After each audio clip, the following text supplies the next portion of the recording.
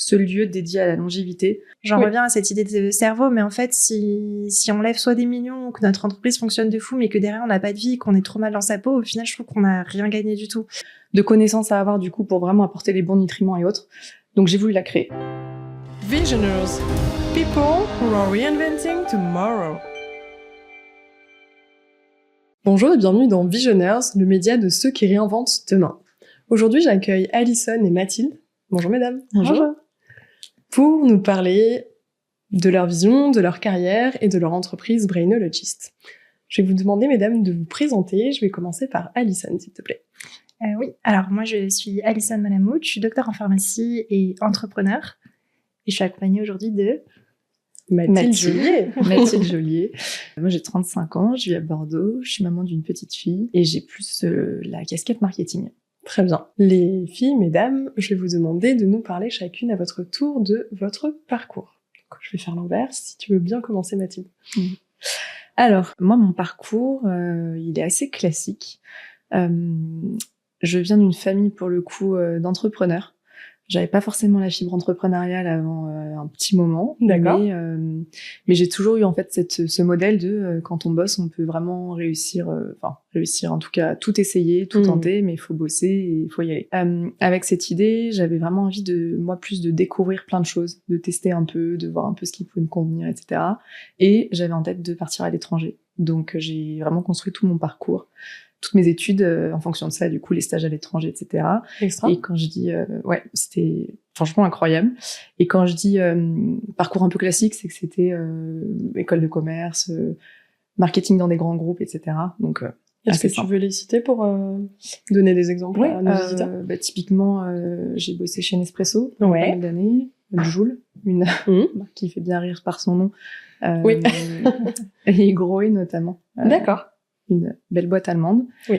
Et avec cette volonté, en fait, de vraiment y aller à fond, tout vivre à fond, bosser et me donner justement dans cette idée de tout faire pour réussir et pour avoir la carrière que je voulais.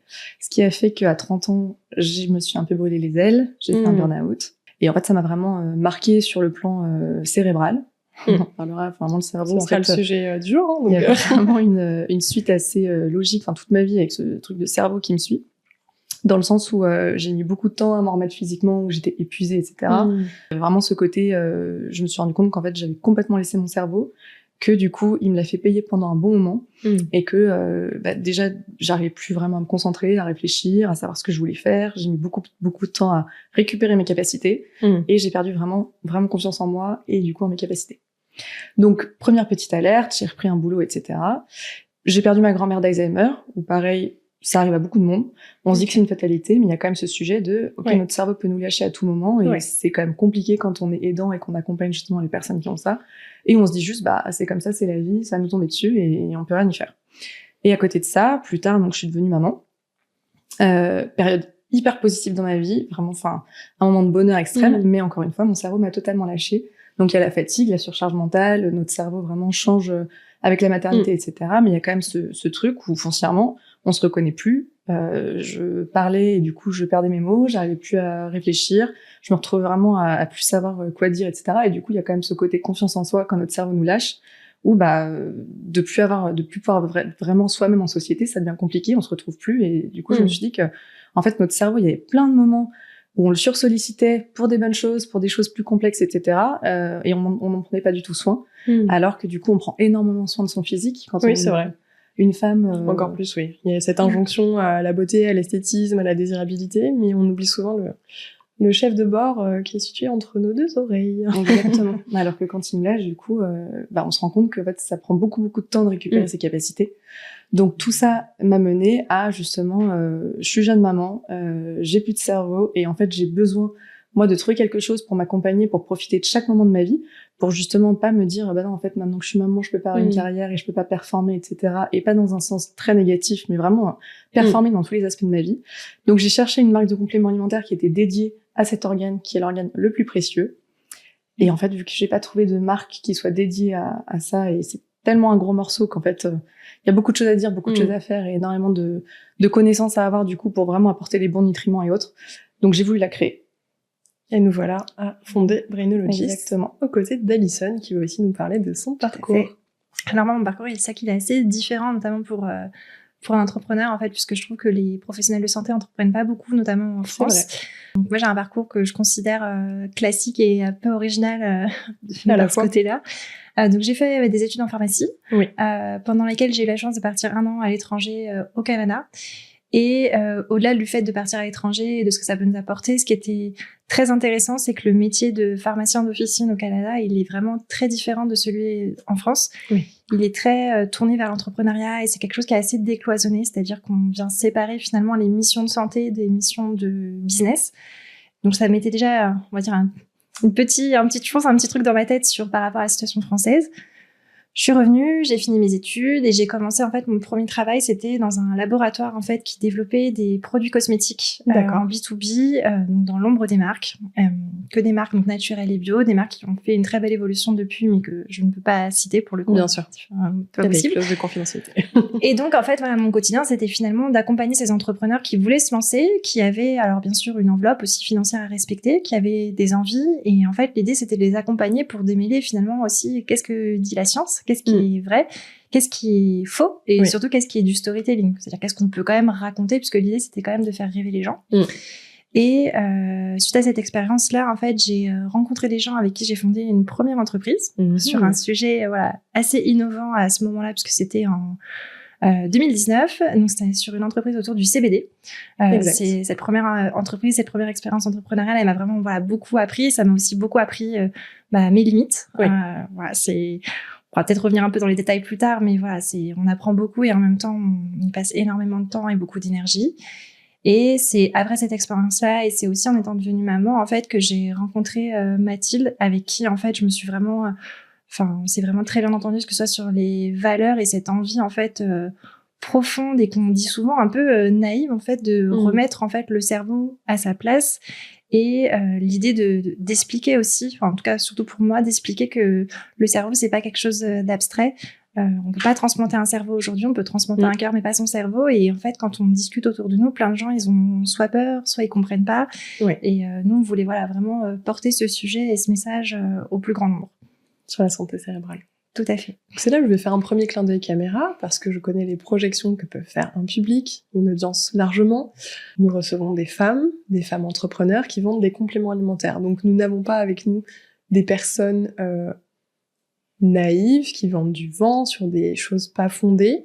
Et je vous invite à faire rapidement un lien entre l'organe moteur de notre corps qui commande la physiologie, les hormones, la régulation, vraiment la symbiose entre tous nos organes, c'est le chef d'orchestre de notre santé, et le fait de lui donner les bonnes ressources, les bons nutriments pour que tout fonctionne mieux. Donc ce que j'aimerais vous faire passer comme message au travers de cette interview, c'est qu'il y a des femmes qui œuvrent sur des bases scientifiques, et après bien sûr avec des compétences entrepreneuriales, pour améliorer la santé des hommes et des femmes au sens large, en s'attaquant au sujet phare qui est le cerveau. Donc ce contexte étant posé, on va continuer l'interview. Je vais vous poser une question un petit peu plus personnelle, même si Mathilde a bien commencé à y répondre. Mesdames, est-ce que dans votre jeunesse, dans votre enfance, voire dans votre parcours éducatif, il y a déjà eu des indices, des graines, des chocs émotionnels, des choses qui vont piquer votre ego, qui vous donnent envie aujourd'hui de vous occuper de la santé des clients qui consommeront Brainologist, et au global de vous intéresser à la santé cérébrale? De base, c'était vraiment, on doit faire des études, en plus on nous le propose, on nous demande au lycée de savoir ce qu'on veut faire, c'est très compliqué à ce moment-là de savoir qui on sera, et je pense que par rapport à tous mes amis du lycée, quand on regarde les trajectoires, elles ont vraiment complètement changé. Mais du coup, la médecine, le côté scientifique, c'est réservé aux personnes qui ont fait médecine. Et aujourd'hui, je trouve que ce qui est assez intéressant, c'est que du coup, ce côté de vouloir un peu découvrir et de vouloir voyager, de vouloir voir un peu différentes choses, au début, j'avais commencé par des études d'orthophonie, j'en ai même pas parlé parce qu'au final, je me suis rendu compte très vite que c'était pas ma vocation, mais du coup, pouvoir pivoter, aller creuser un peu des choses, et du coup, avec ce papa entrepreneur et cette famille d'entrepreneurs, j'ai vraiment eu ce truc de, en fait, tout est possible et on peut creuser les choses. Et si je vais un peu plus loin, je trouve qu'en France, ce qui est assez compliqué, et peut-être dans d'autres pays, mais bon, je vis en France, donc je sais comment c'est en France, justement, on nous cloisonne un peu là-dedans. Et moi, j'ai souvent ce retour de, mais t'es pas scientifique, t'es pas médecin. Donc je trouve que c'est un peu ce besoin de prouver que j'ai toujours eu, et de découvrir et de montrer qu'en y croyant et en voulant faire les choses, on peut y arriver. Je sais pas si ça répond vraiment Si, ça répond à la question. mais Ça a coup, piqué ton ego sur le fait que c'est possible. Exactement. Et tu soulignes un point important, je vais me réadresser à nos auditeurs, c'est que en France, on a tendance à séparer l'expertise au global, que ce soit de l'ingénierie, de la science, de la santé, de la médecine, même pour aller plus profondément, de la capacité à vendre, et on a même tendance à opposer les deux, sauf que il y a des modèles, et j'aurai d'autres invités à vous présenter, qui allient parfaitement ces deux compétences. Et plus on sait capter l'attention et les flux financiers pour développer un projet de santé, plus on a de l'impact, plus on soigne l'humain. Donc je vous invite à faire cette connexion qui n'était pas forcément naturelle. Pour les auditeurs internationaux, voilà. Je vous inviterai à commenter nos contenus pour voir quel est votre point de vue, surtout si vous avez une culture qui diffère de la nôtre. Alison, ton parcours, est-ce qu'il y a des petites choses qui sont venues te piquer, te mettre sur cette piste de la santé cérébrale ? Eh bien, moi, c'est vrai que c'est quand on fait les études de pharmacie, en fait, on nous pousse vers le Graal qui est le labo pharmaceutique, le Big Pharma, qui nous promet soit une carrière internationale, soit un très gros salaire, même en sortant de l'école. Alors, oui, les études sont longues, mais je trouve qu'on ne se réalise pas par l'aspect financier. En tout cas, c'est mon point de vue. Donc il y avait cette première chose. Il y avait cette expérience du Canada qui me montrait le côté entrepreneur et le côté assez business au final de ce métier qui est un métier de soins et d'aide à la personne, que je trouvais intéressant et qui je trouve manque en France. Ça commence à changer, mais on n'y est clairement pas encore. En tout cas, de mon point de vue, on n'y est clairement pas encore. Et je rejoins après ce que disait Mathilde, il y a vraiment ce côté, je pense que les professionnels de santé aujourd'hui, comme on a une certaine éthique en tant que professionnel de santé, on n'ose pas forcément s'exprimer ou prendre la parole et s'exposer. C'est quelque chose qui est assez dur d'un point de vue éthique, dur parce que le regard des autres est aussi dur parce qu'on a peur de se tromper, même si l'erreur est humaine. Et moi, en fait, l'idée, c'était aussi, j'ai d'abord travaillé dans l'industrie des cosmétiques où on est là pour faire rêver. Et en fait, je me suis naturellement dirigée vers les compléments alimentaires parce qu'on est plus justement dans l'aspect santé par rapport aux produits cosmétiques, qu'il y a vraiment beaucoup de choses à faire. Moi, je crois profondément en fait aux bienfaits des médicaments et que c'est très bien de prendre un médicament quand c'est nécessaire, même pour la santé mentale d'ailleurs.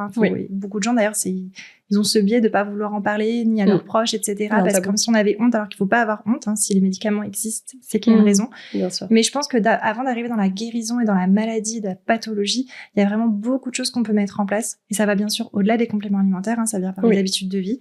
Et du coup, moi, je crois beaucoup à ça. Et c'est vraiment ça qui me donne envie en tant que professionnelle de santé, c'est de porter quelque chose qui est honnête et sincère, sans surpromettre. Mais de pouvoir vraiment aider les gens en fait à vivre mieux au quotidien et surtout à se sentir mieux. Au final, votre combat et votre produit vont incarner cette conscience d'aller prendre soin de soi, que ce soit en termes d'environnement, de santé, d'alimentation, de sommeil. C'est ça. Et quand on a besoin, se donner des moyens supplémentaires pour que tout fonctionne pour le mieux. Merci mesdames. Alison, quelle est la vision de ton secteur d'activité ? Donc comment tu penses que le rapport à la santé cérébrale va évoluer dans les 10, 15, 20 prochaines années ?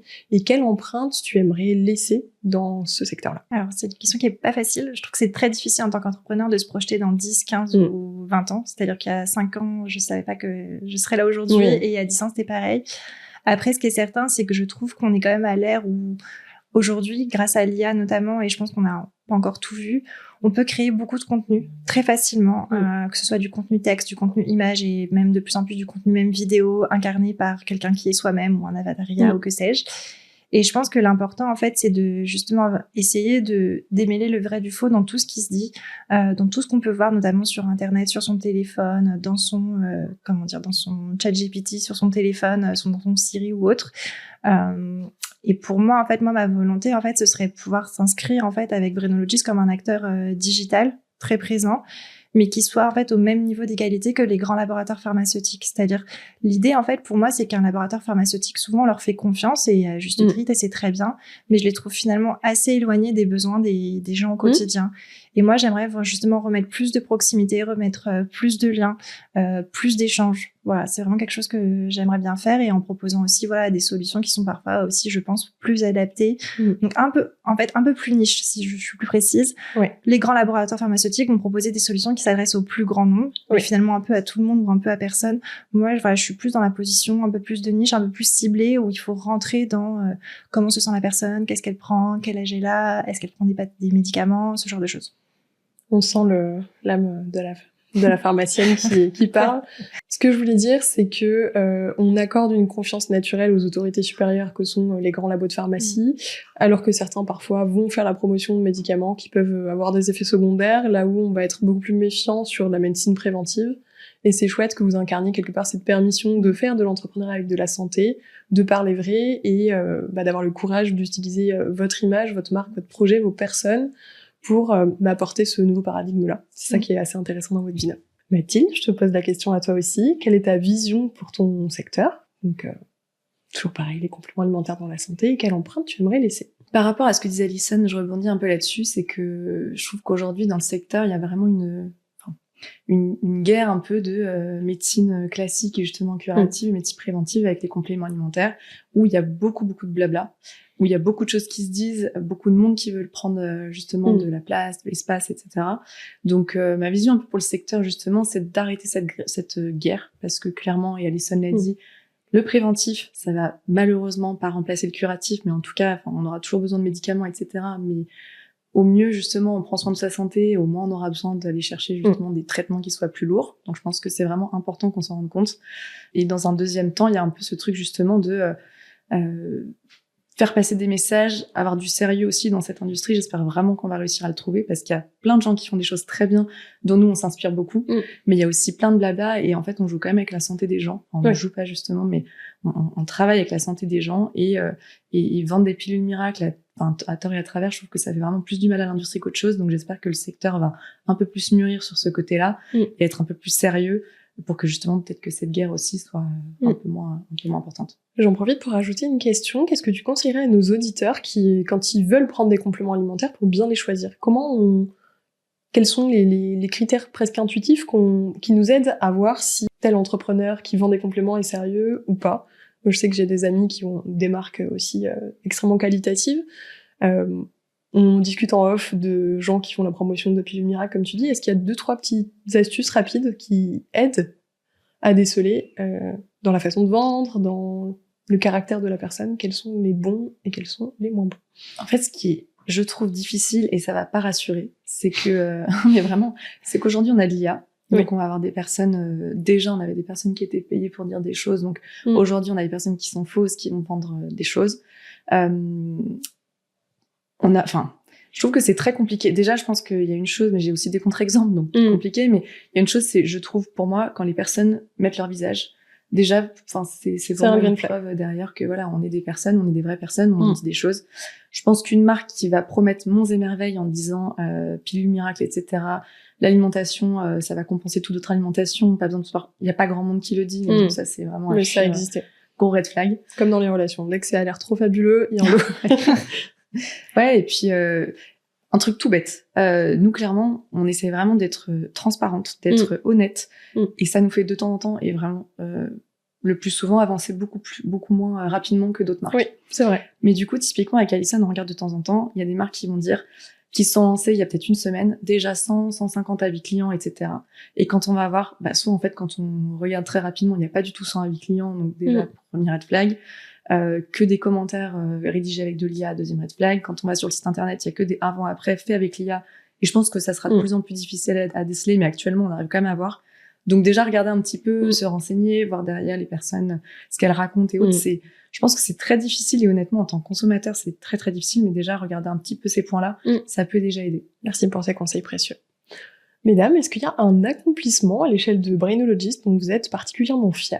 Pour moi, en fait, alors ça peut paraître peut-être un petit pas pour certains, mais je trouve que c'était un grand pas. En fait, c'est après justement avoir eu beaucoup de feedback sur ce qu'on a fait sur Brainologist, et aussi en basant sur mon ancienne expérience entrepreneuriale et ce que j'avais jamais fait par le passé, c'est que j'ai alors moi je trouve que c'est osé, mais si tout le monde ne travaille pas comme ça, en fait j'ai créé un compte en fait sur ma personnalité, donc Dr Alison, pour justement porter ce message en fait et oser en fait vraiment m'exposer moi, sans forcément me mettre juste derrière Brainologist, derrière ce comment dire, être leader d'opinion tout simplement. Et ouais, voilà, exactement. Et je trouve qu'en tant que professionnel de santé, en fait, ce qui est dur, c'est que voilà, il faut pas confondre rigueur avec expertise. Il faut donner de la crédibilité, en fait, entre guillemets. L'idée, c'était de rendre ça compréhensible de tous, que ce soit crédible et utile à chacun.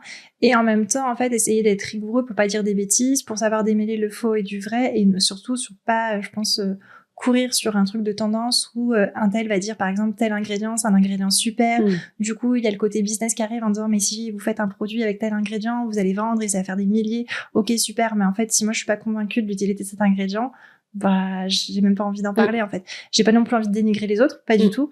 Mais je trouve que pour moi ou pour ma mission, c'est pas pertinent. Donc voilà, moi je pense que c'est ça mon plus grand accomplissement de 2025 en tout cas. C'est vrai, par rapport aux conversations qu'on avait pu avoir les mois précédents, d'avoir sauté le pas, de porter ta voix, c'est énorme. Pour une femme, c'est énorme. On en a parlé avec une autre invitée dans un autre épisode, mais on a des freins supplémentaires à la prise de parole, parce qu'on a peur pour notre sécurité, parce que notre parole est plus souvent remise en cause. Et pour une profession très élitiste, et je retrouve ça chez les architectes, les avocats, etc., il y a une telle rigueur qui est placée sur vos épaules qu'on n'ose pas s'exprimer parce qu'on a peur d'être pointé du doigt par l'ordre de la profession, des confrères jaloux, des détracteurs en tout genre. Donc bravo pour ça. Et toi, Mathilde, l'accomplissement dont tu es la plus fière à l'échelle de Brainologist? C'est déjà d'en être là, d'avoir osé me lancer, parce que, comme le dit Alison, enfin même si du coup il n'y a pas le côté scientifique derrière ou autre, se mettre en avant, oser prendre la parole, oser se mettre aussi face aux critiques, franchement c'est pas tous les jours facile. Et du coup me dire aussi on est encore là aujourd'hui. Je sais pas combien de temps on restera, mais on vit chaque jour à fond, le plus longtemps possible. Et on compte sur vous pour relayer d'ailleurs. Et du coup, je pense que c'est une fierté, ça, d'avoir osé, de toujours être là, de, en fait, se dire, c'est bon, de toute façon, quoi qu'on fasse, on aura des critiques. Donc, autant y aller. Et ça, je pense que c'est une vraie fierté de porter un message qui nous tient vraiment à cœur et d'avoir envie de se lever tous les jours et de montrer à nos petites filles, parce qu'on a chacune une petite fille, que en fait, au pire des cas, on aura un peu la honte, des gens nous critiqueront s'il faut, mais on porte ce qu'on a apporté, on y va, et en fait, encore une fois, quand on veut le faire, on le fait. Que tout est possible. Se donner des permissions. Je crois que le mot permission, ça va être vraiment le mot clé de cette interview. Justement, on était sur le fait d'être encore là. Nos auditeurs se demandent très certainement comment fonctionne économiquement une société qui propose du complément alimentaire. Donc, est-ce que vous pouvez nous parler un petit peu du modèle économique, de comment sont répartis les budgets? Par exemple, sur un prix, un chiffre d'affaires qui représente 100%, combien de pourcents sont alloués au marketing, à la R&D, à la promotion, à la supply chain, pour qu'on ait un ordre d'idée de comment fonctionne ce type d'entreprise. C'est une question qui n'est pas facile à répondre. Je pense surtout qu'il y a plusieurs temps. J'imagine ça, peut-être à tort, mais j'imagine ça finalement en 3 temps. Pour moi, il y a vraiment une grosse phase 1 qui est une phase de lancement dans laquelle, au-delà de combien nous ont coûté les produits, et typiquement nous pour ce qu'on fait avec les choix qu'on a fait, c'est-à-dire beaucoup d'ingrédients, des ingrédients qui sont pas donnés, un pot en verre qui est pas facile forcément à trouver, un étui, etc. Notre coût de production était très important et on a dû payer cette production avant d'avoir les produits qui soient mis sur le marché, donc avant de pouvoir commencer à vendre. Donc au-delà de ces coûts-là, dans cette phase 1, je pense qu'il y a beaucoup à investir en marketing, communication, relations, etc. Enfin, tout ce qui va être relationnel, c'est énorme et c'est nécessaire en fait avant d'arriver à la phase 2. C'est-à-dire que si chaque entreprise restait en phase 1, en fait l'entreprise ne survit pas et c'est comme ça que des entreprises finissent par chuter. Nous souvent on parle de 2 ans, de 3 ans, je pense que ça dépend des business, ça dépend combien il y a de personnes, etc. Mais grosso modo c'est un peu cette phase 1 là, pardon. On a la phase 2 où justement on arrive à quelque chose où je dirais pas forcément de la rentabilité, même si je pense que tout entrepreneur aspire à cette rentabilité. Bien sûr. Je pense aussi que le modèle de l'entrepreneuriat il a beaucoup changé justement par rapport à il y a 6 ans où on nous faisait un peu miroiter levée de fonds sur levée de fonds, en tout cas pour le type de business que nous on porte, je veux dire.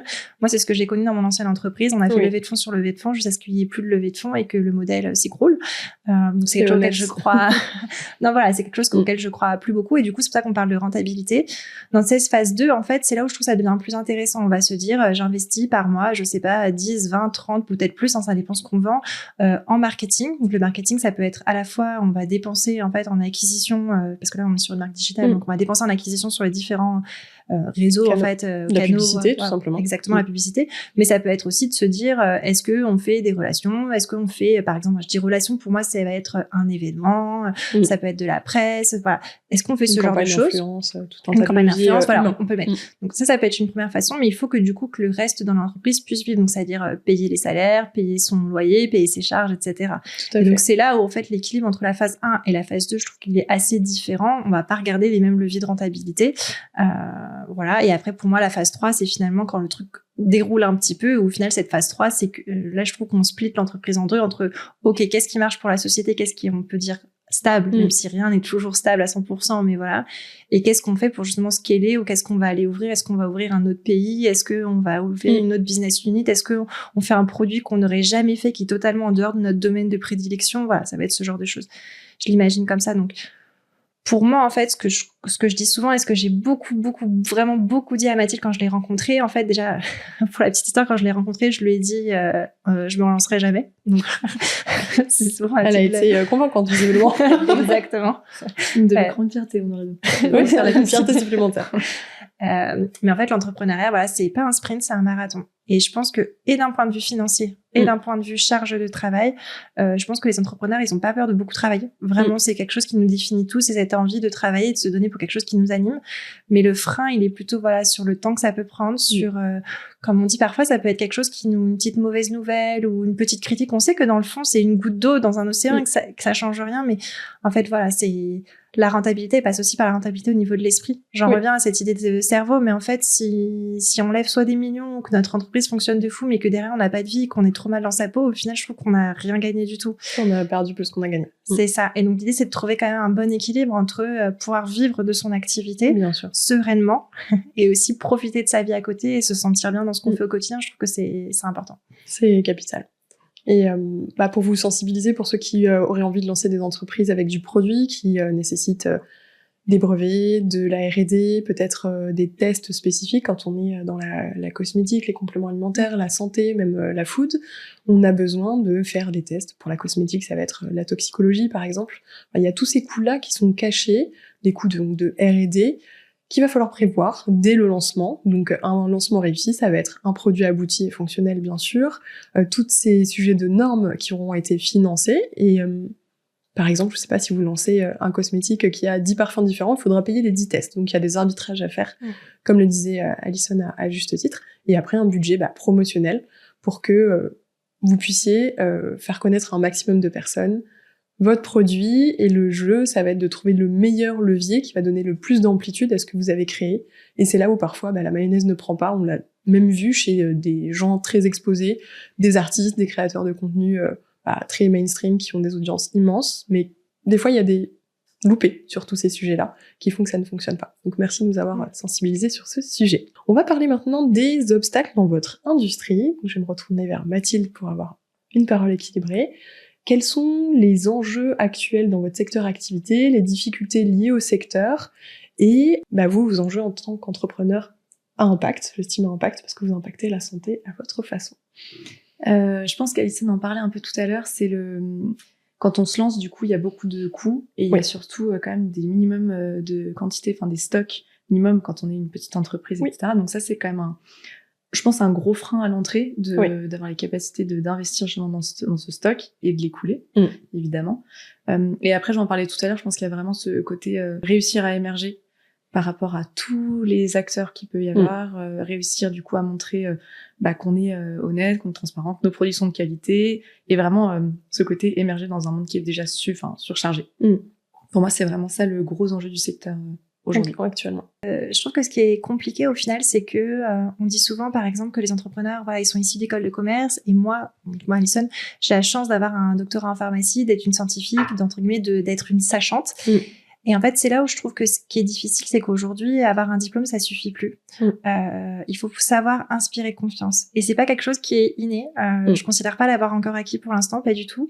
Mais c'est quelque chose qui est important pour moi et pour Mathilde. Et quand on a conçu Brainologie, c'est quand on porte ça au quotidien, on essaye vraiment de garder ce côté honnêteté et intégrité dans tout ce qu'on fait, c'est-à-dire dans nos contenus, dans notre façon aussi de proposer nos produits, de les vendre. Et voilà, on en a parlé un petit peu auparavant. Des fois, ça nous met des freins, c'est-à-dire que quand on voit ce qui se fait en marketing, les usages, notamment dans le domaine des compléments alimentaires, on survend pas les choses, et donc du coup ça peut paraître moins bien, mais ce qui me rassure d'une certaine façon, c'est quand même les échanges qu'on a avec notre communauté, ils sont hyper intéressants, les gens sont contents, les gens reviennent, les gens rachètent les produits, et donc je me dis c'est ça aussi qui nous nourrit au quotidien, c'est ces gens qui sont contents de voir que les produits ont changé leur quotidien. J'espère que c'est une partie de la réponse en tout cas. Tout à fait. Pour faire un parallèle avec des notions de psychologie, on remarquera que plus les gens sont conscients, intelligents et responsables, plus ça peut être source de doute. Et donc, entre quelqu'un qui se fiche un petit peu, qui est dans une forme d'insouciance, donc qui se fiche de ce qu'il va raconter, il va pouvoir aller déployer paradoxalement plus de puissance, être hyper convaincu de ce qu'il raconte, ne pas se remettre en question, et donc il y aura plus tous ces freins émotionnels, toutes ces frictions.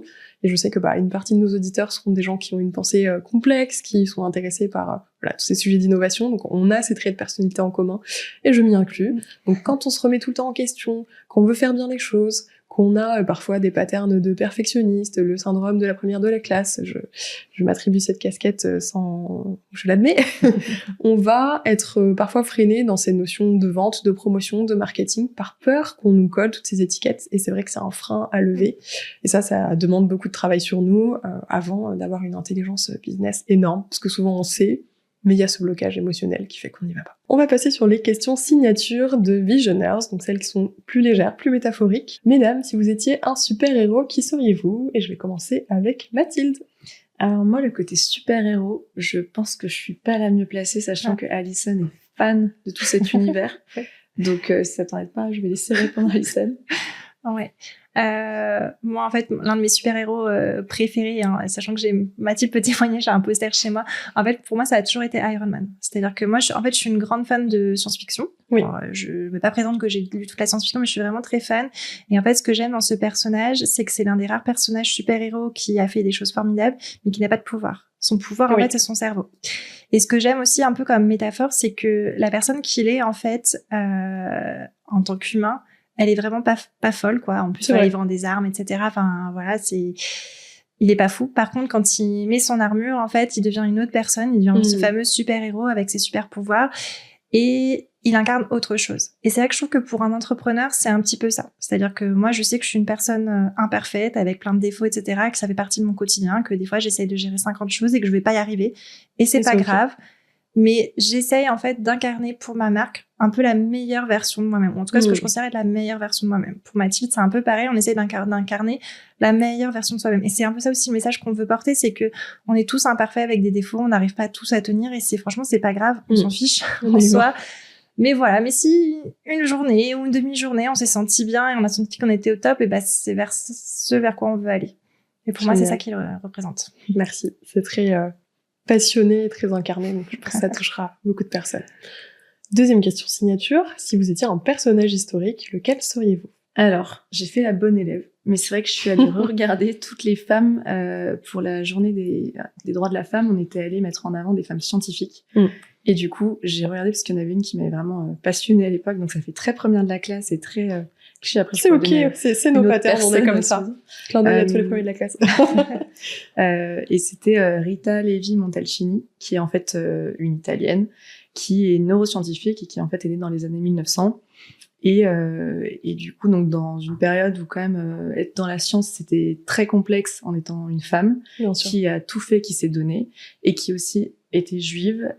Et du coup, pendant la Seconde Guerre mondiale, on lui a interdit d'accéder justement à l'université. Donc en fait, elle a elle-même créé un laboratoire chez elle pour pouvoir faire ses recherches. Complètement. Donc je trouve ça assez incroyable de se dire qu'elle a tout bravé, elle a eu ce courage d'y aller alors que tout l'en empêchait. Et du coup, elle a fait des grandes découvertes sur le cerveau qui aujourd'hui permettent de travailler sur le cerveau et bref, elle est incroyable.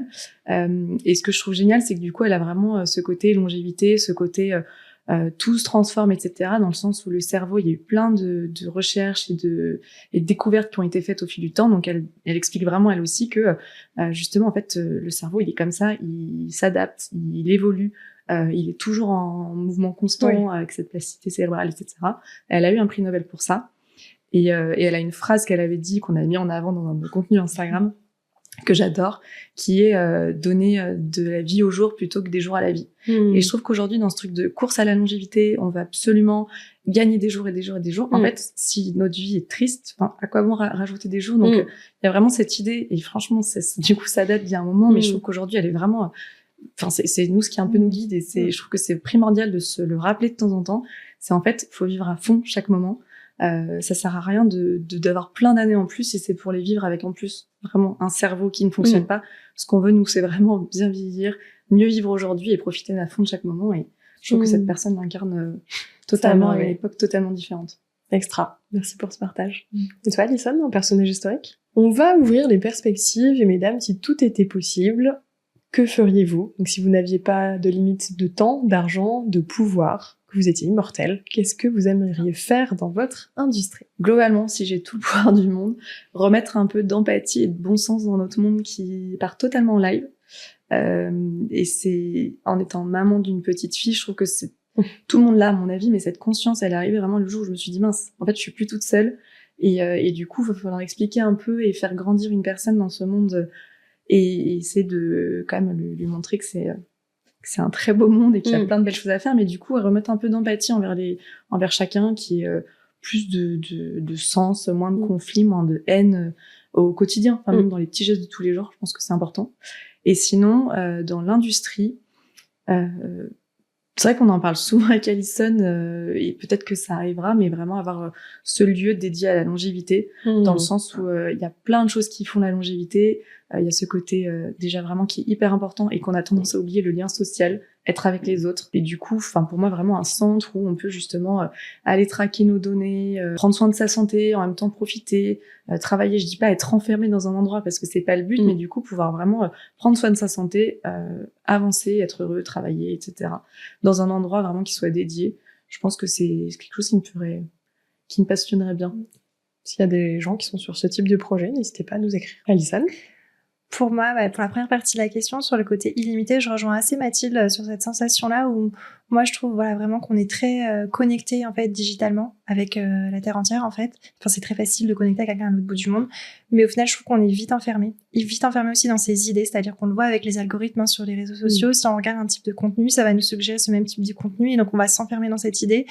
Et je pense que souvent, c'est ça qui ressort. On le voit que ce soit en politique ou même sur plein d'autres sujets là, parce que l'actualité politique est sympathique, mais en fait, il y a ce côté où on s'encloise dans des peurs et des peurs de l'autre, et je trouve ça vraiment super dommage. Et l'idée, ce serait vraiment de reconnecter, de s'écouter aussi mutuellement, et comme disait Mathilde, de mettre de l'empathie, parce que parfois on n'a pas la vision qui est en face ou qui est de l'autre côté. Et en fait, si on se mettait juste à la place des autres, on comprendrait mieux leurs craintes, leurs peurs, leurs faiblesses ou leurs forces, bien sûr. Mais donc ça, c'est pour le côté illimité. Et sinon, c'est vrai que moi, j'ai un petit côté scientifique qui aime bien traquer les choses, et un petit côté geek. Moi, c'est vrai que d'un point de vue entrepreneurial, j'aimerais vraiment avoir une sorte de... Tout comme on a tous un smartphone quasiment sur soi, ou ces objets connectés qui nous suivent au quotidien.